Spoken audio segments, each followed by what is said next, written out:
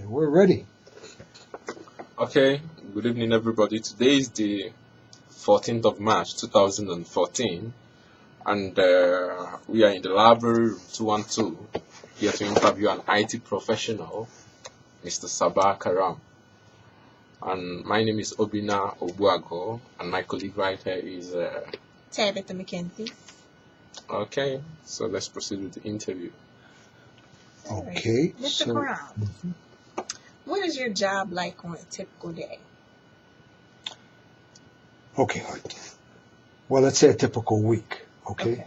Because when I come in here Monday morning, the first thing I do is I start answering text messages and emails.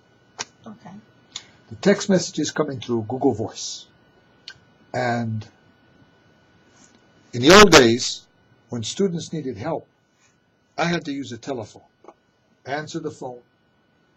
If there's a problem with Blackboard or the server drops, then everybody's calling. So I got 20 messages. I thought, this is crazy. I have to now call somebody back, and their line's busy. And then somebody's trying to call me. Well, forget it. So I heard about this application where all of your text messages can be done online. Wow. And you can receive voice messages, and I can receive them all online. I don't have to pick up a phone. Wow. Now, you probably got a text message from me one day. Can I check to see if you did? Sure. Give me your username. TAMCK1 at Morgan. Well, no, your username is TAMCK1. Right. Tabitha? Mm-hmm. Tabitha, 7 months ago, you needed a password. That must have been when you first came. That was July the 19th. I told you that passwords expire every 90 to 180 days, and I'm going to text you one with instructions. And I sent you capital TABI 1234. Okay. Now, let me see if you followed my instructions. Because I told you go to this link, what's your username? TAMCK1. MCK1. Now, let me see if... Oh, Tabitha, guess what? I'm glad you're here. Because you got the password. Mm-hmm. It was a touchdown pass, and the rest was interference. You ignored.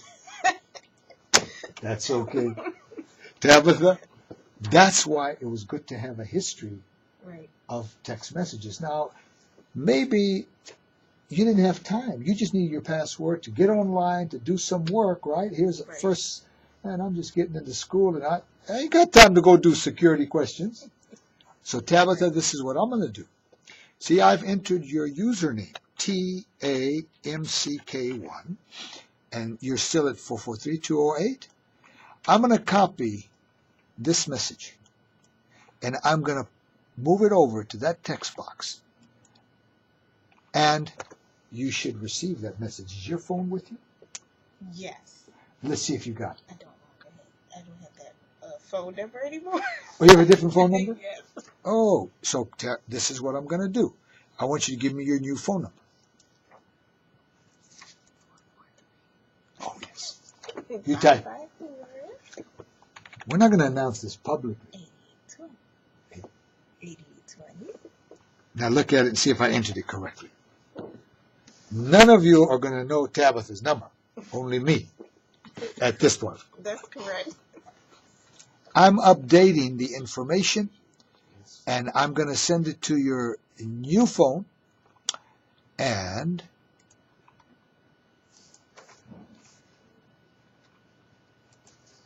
I hope that you will follow my instructions this time, Tabitha. I'm getting after you. Well, I actually did get a new password. You did what? I got a new password. Since. I know that, but you had to call the help desk. Right. But suppose it's the weekend, Tabitha, and you come here and you need to log in. You can't call the help desk. Right. You can't call me. And I'll be honest, you can't call upon Almighty God to send an angel with a password. I tried it. It does not work. Right. So The only thing you can do is your security questions. So you change it on your own. That's like a little joke that I just Thank you so much, sir. We need to proceed to the next question. So you know what I'm doing here. Yes. Yes. So this is how I use text messaging. By the way, there's 8,000 telephone numbers. Wow. Wow. Over the last 4 years, that's how many students have texted me. That's the large database you can have. And I'm going to tell you the truth. I can do 200 a day. And I can only do 30 calls a day, answer 30 calls a day. Wow. So that was a real advantage of this. Cool. So that's one thing. Now what's the other? You want to know the rest of what I do? Well, we need. Yeah, go on to the next one. That's one of 10 things during the week. But let's go to the next question. Okay. So why did this type of work interest you? Interest me? Mm-hmm. My major is math and computer science. Okay. And we also do training in this office on Microsoft application, Word, spreadsheet, database. So that was the other thing that I do, is train faculty and staff. And I have students. Sometimes students don't know how to use application software. Now, you know what I mean by application software. Yeah, for the most part. I have a little diagram here. Hey, you may as well show this. Oh, no, I guess I don't. It's okay. We will, next time you come, we'll show the diagram. Okay. So how did you get your job? I applied to the IT department. Okay. They needed somebody who could help with application software, Blackboard, and general, IT educational services to staff and also to, faculty members. Okay. So, And how does a person progress in the IT field, especially here in Morgan? Okay, now when you say progress. How can you move up in the ranks? Oh, I see. Do you know that I think that's an old concept, moving up in the ranks. Okay. I really do. this is 21st century. 21st century distributed application, distributed software. Now, not everybody has to do, one job. People are actually multitasking. And I'll be honest with you. The people at the higher level don't know how to do this stuff. So moving up to the higher level means that you don't use your talent in that field. I'm going to be honest with you. That's true. See, moving up the hierarchy means to get a position of authority, to get a position, more pay, to get in the office and get a pot belly, because all you do nothing but sign papers all day. So, actually, I like this kind of work because I interact with students.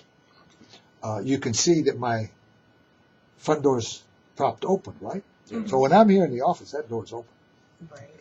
No, you don't have to knock to come in. Everyone's welcome. Now, if you go to a person who has like a position of authority, when you walk in, the first thing that's between you and them is a desk. Hey, so you already know who's in charge. I always wondered why they wasted all of that space, because if you put the desk against the wall, now there's more room. Well, when you walk in, I mean, hey, you need help, right? Right. I'd like to give you help as soon as possible and get you on your way, because if you're productive, hey, I can handle your problem. Because if you think about it, with all of these new capabilities, we are having more and more responsibility of maintenance. Right. I mean, there's really keeping the software working, because if you're not productive, then that makes my job harder. But if I can make you productive in a short period of time, then hey, that's an advantage to all of us. It is. And then you'll get less text messages. You get less. You'll get less text messages. Well, that was one of the big problems. This one day, somebody from the IT department came in and asked me, why has there been a reduction in the number of calls, like to the help business? And I produced a report, and I said, because when I send out, I said, first of all, I have a history of what I've done to help students. If students didn't follow instruction, I asked them why. And they said, oh, I'm sorry, okay, I will do that. Hey, now you had a good excuse. Your excuse was that you lost your phone. No, you got a new number. Yes, I have a new number. You had a new number, so you may not have got that password that I sent you 7 months ago. Did you get the password I sent you? Yes, I got the password. I used it for some time, but then it expired again, and when it expired, I didn't. I'm just curious. So really, when I said, the first thing I sent was said, passwords expire every 90 to 180 days. I'm going to send you one with instructions. Please follow them. Okay, you got your password. You just got busy, and you weren't able to go to the site to do your security questions. So that when you needed a password again, so that's why you had to call the help desk. Right. Oh, okay. Right. Okay. Now, yeah. Thank you. So let's proceed to Okay. the next question. Did you enter this position through any formal training? I know you said you applied, but once you applied, Did I have to go through any formal training after that? Mm-hmm. No, I already had all of it. Okay. That's good. All right. And does your work relate to any experiences or studies that you had in college? Oh, I'm sorry, let's go back to your last question. Actually, when we introduced a content management system to Morgan, yes, I went through training. Okay. When we introduced new features on Blackboard, I went through training. Okay. Okay, but I'm talking about training needed to be able to, let's say, establish a Google Voice account, set that up. All of those things I did on my own after I saw what the needs of, this position were. Okay. Yeah.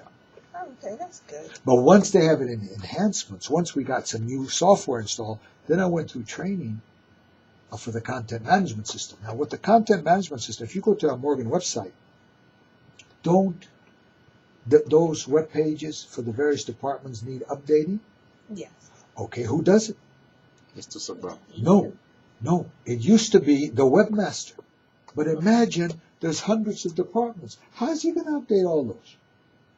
Okay, so now we have a content management system where every department is responsible for updating it themselves. Okay. Yeah, Wow. that's a real advantage. That's good. Yeah, but they need training to do that, and I also need training to use that software, to use software package.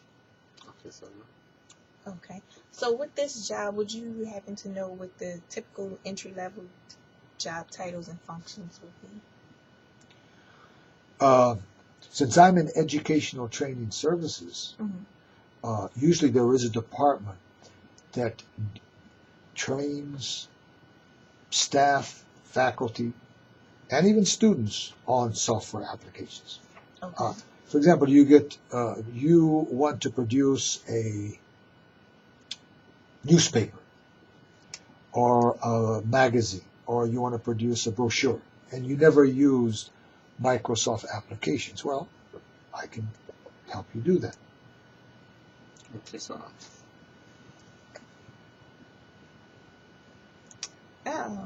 What other kinds of organizations hire people to perform the functions that you do here? Do you have any examples? You mean on campus? Anywhere. anywhere in the world. Well, just think about it. Hey, computers are used everywhere. Yeah, I mean, you can't hardly find any business or operation in which they don't use computers.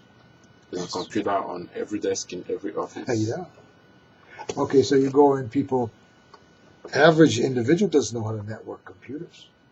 Average individual doesn't know how to maybe use the software.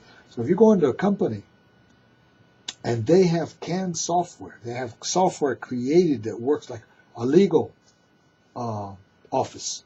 They have their own software. So let's suppose you have computer background. Well, you've never used their software, so they have to train you to use that software. Okay, sir. Thank you so much, sir. I think that is all we That's have it. for today. We do I'm appreciate glad your because time and, now we